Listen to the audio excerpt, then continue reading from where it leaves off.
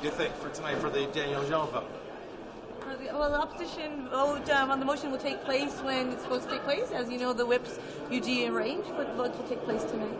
But I mean, this is sort of another time the Conservatives are. Do you think they're sort of just clogging things up? I mean, obviously, it seems like you guys are going to shoot down any sort of notion that Daniel Jean would appear before a committee. So, what do you think about the tactic they're using? You know, I'll tell you that in the campaign, I clearly heard from Canadians that they wanted us to work better in this place. If you look at the mandate the Prime Minister has given me as government House Leader, it is about working better in this place. And I do, and my team work closely with their teams. So I believe that we can work together to serve Canadians, and that's what I'll continue focusing on doing.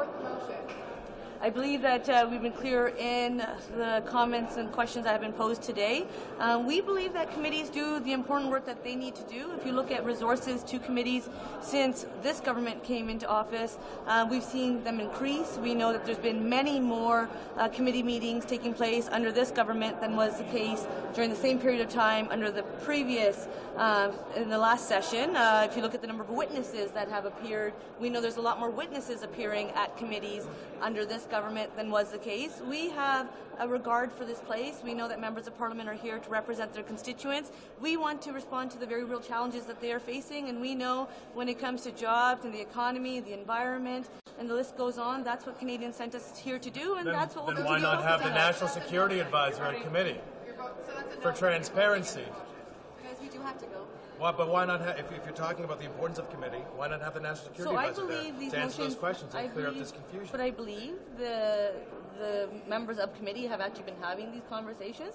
We've seen committees functioning rather well. So I do believe if they want to have honest conversations with each other, that committees will make The question is not about how committees decisions. function. The question is whether there was information given to journalists by the National Security Advisor that the Canadian public wasn't going to be given until the Conservatives talked about it. So, and also discrepancy between who invited, this convicted attempted murderer to events in India.